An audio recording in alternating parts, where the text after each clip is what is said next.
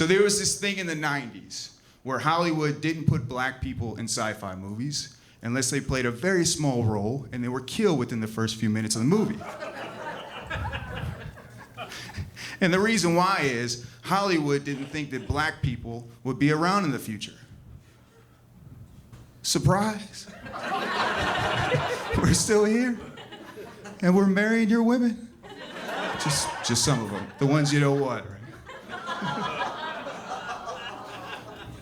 2023. A lot has happened in the 2.5 months, right, since we've been in. The Fed has raised the rates. Kanye West remarried. And the biggest threat to America right now, this great nation, is fucking weather balloons. I love technology. I took my wife to a steakhouse in Texas. And it was a steakhouse that was manned by nothing but robots. It was really cool. And the thing about it is when you walk through the door of the restaurant, they scan your insulin and cholesterol levels, and they tell you what they think you're gonna eat, what you like to eat. So I step through the threshold, and I get scanned, and they're like, Mr. Stevens, you like chicken, watermelon, and crack. And I was upset because I hate watermelon. It's the worst. My wife gets scanned, and nothing comes back, which was, okay, whatever.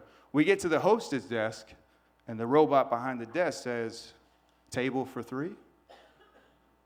And both of us looked at each other very concerned and worried about the same time. And the reason why is that's not the way I wanted to find out that my wife was pregnant. Especially since I had a vasectomy 2 years ago. It was bad. February of this year, we hit the 1-year anniversary of the Ukraine and Russia campaign. And the US has donated $113 billion to the cause, which is really not a lot of money if you think about it, right? If you break that down, the beer math is about $320 per American. I'm originally from Missouri, and you're probably asking, what's his race? What does he mix with? I gotta tell you, it's complicated, and it depends. It really does. So, I was about 8 years old, I went to my mom and dad, and I said, hey, guys, you're gonna have to tell me what's going on, right? Because I don't know. You're gonna have to tell me what's going on. And of course, my father's like, go ask your mother. Grandma Mimi, I manage the largest methamphetamine distribution operation in the Southwest. And my core competencies are quality, consistency, and fucking population control.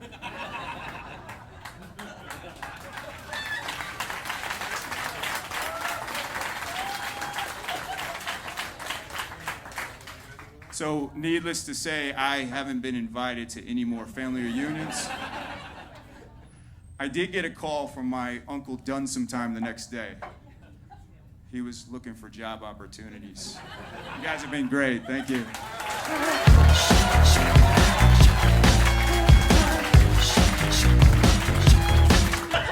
For those who haven't seen it, it is about an Italian man named Geppetto who manufactures this little doll that he calls Pinocchio.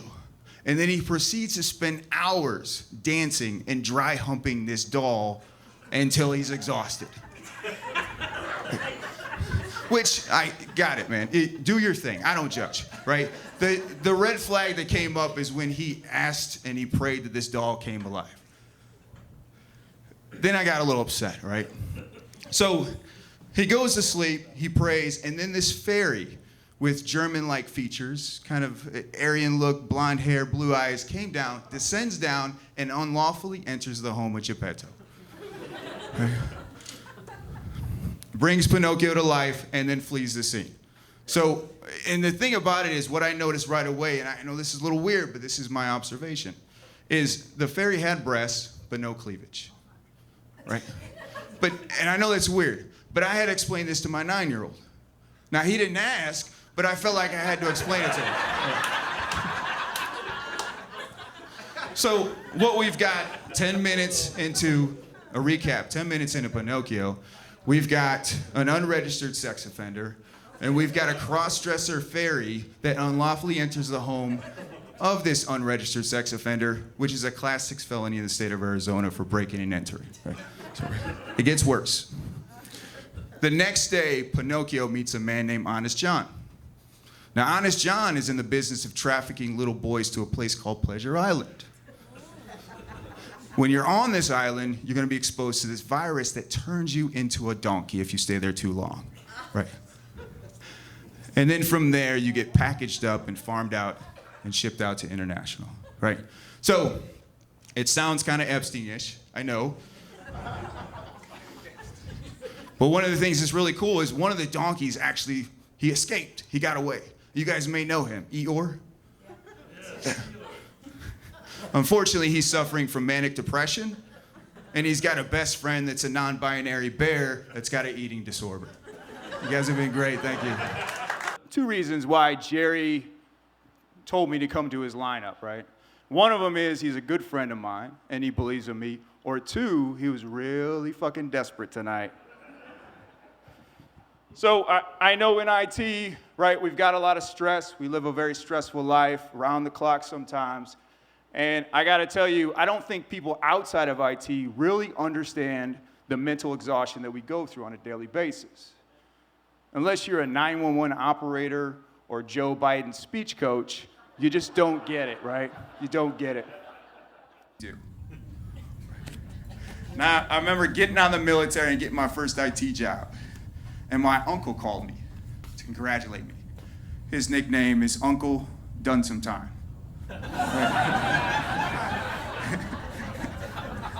And he's black, obviously. Tim, I'm offended by those racist jokes. And I was like, you're gonna have to be more specific than that. That's first. She was like, it was about your brother. I thought that was really cruel. And I was like, that's nothing. Let me tell you something. When we were teenagers, I would take him to the mall, wait till he fell asleep, steal his leg, and then leave the mall. And she was like, that's disgusting. That's horrible. I'm gonna unfollow you on Instagram. I was like, all right, I'm not gonna renew my subscription to your OnlyFans by the end of the month. She left it. You guys have been great. I'm gonna leave you with a quote that absolutely resonates with me. And the way this quote goes, it's by Kobe Bryant. And this hits hard. So, the biggest mistake we make in life, all of us, is we think we have enough time. We think we have enough time, right? And that hits really hard, really hard. You know what else hits hard? A helicopter hitting the side of the mountain at 200 miles per hour. You guys have been great. Thank you.